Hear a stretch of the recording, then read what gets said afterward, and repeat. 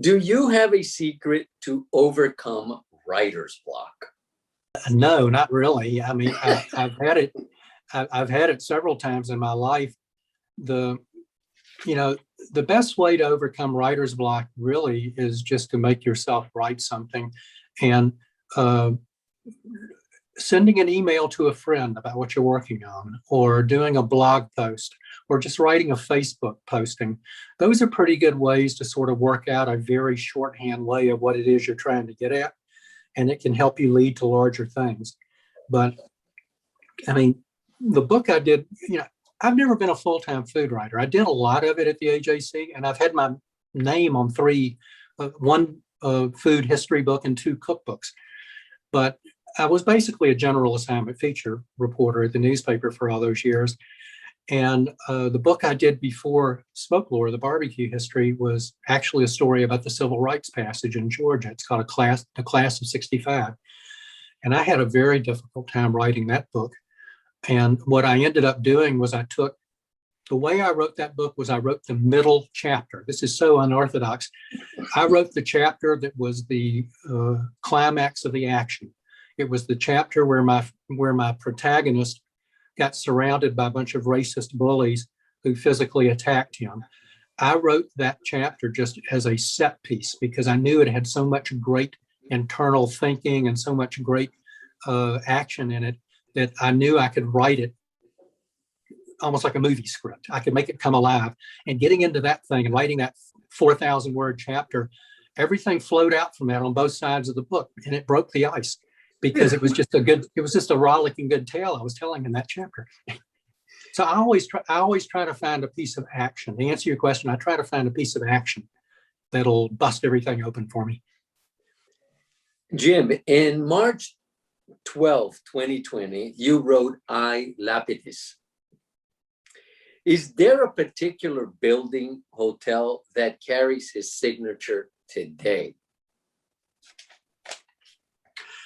Well, that was a story I wrote 20 years ago in the year 2000. And it was Morris Lapidus, the great sort of set piece modernist architect who's most associated with resort hotels in Miami Beach. And there are two hotels down there in particular that bear his imprint that everybody knows about. One is the Fontainebleau, and the other one is the Eden Rock. And of those two, the Fontainebleau is more photographed. And you see movie scenes in that stairway to nowhere all the time. But the one that actually is closer to his design, and the one where when I did that story, I stayed there, was the Eden Rock. I think the Eden Rock is more in tune with his sensibility and his sense of style. It's interesting. He designed a lot of storefronts and a lot of sort of modern and Art Deco looking storefronts. And there's still a couple of them on South Peachtree Street in downtown Atlanta that you can, that I discovered when I was doing that story. You can walk down that street, which wasn't far from where the paper was, and you can walk down there and you take a close look at it. It might be a used, shoe store or something like that, but you can look at the address and say, yeah, I can see Lapidus in that. Did you ever feel like you missed out on a golden opportunity?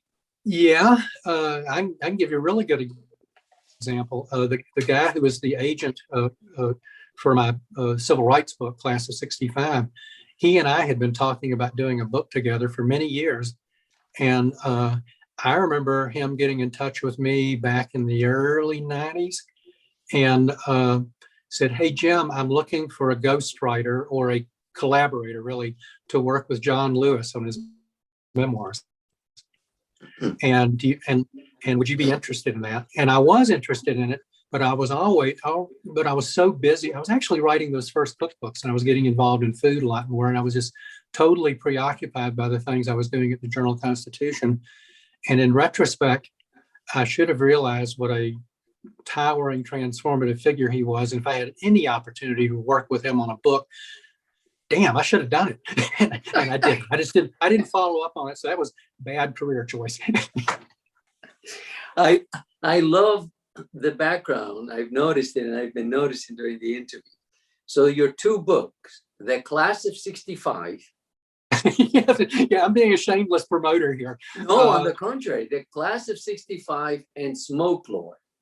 Smoke Floor: A Short History of Barbecue is the book that I did that was the companion to the History Center thing, and it is exactly what it is. It's an illustrated history of barbecue. It tells the history of this great culinary tradition, which I regard as the most truly American food because it's the most representative of America and all of the world ethnic threads that make up America. And so that's the most recent book. This one came out in 2015. It is a story of a young man who grew up at a farming commune. It was a religious commune, a Christian commune in Southwest Georgia near Americus, near Jimmy Carter. It's the place where Koinonia, the housing ministry, was born, this farming commune.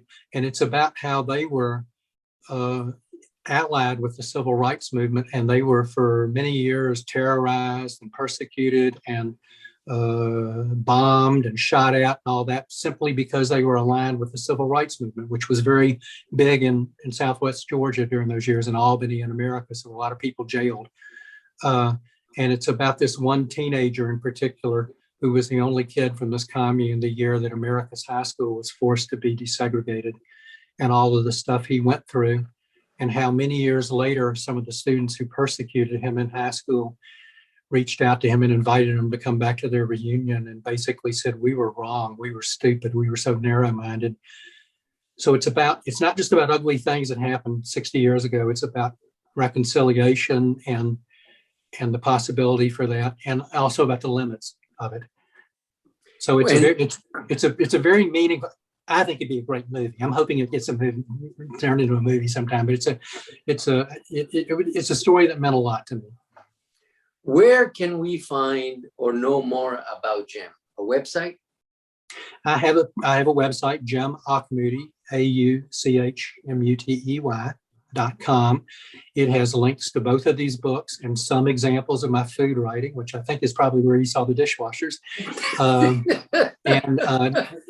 And I forgot for a minute that I had actually put that on there, but I thought it was such an unusual story that I've always been proud of. But at any rate, yeah, my website, and both of these books are widely available. They're available from the publisher sites. This was Smoke Floor is published by the University of Georgia Press. Class of '65 was published by Public Affairs, which is an imprint of Hachette, one of the big publishers in New York. And you can get them on Amazon. You can get them on my website.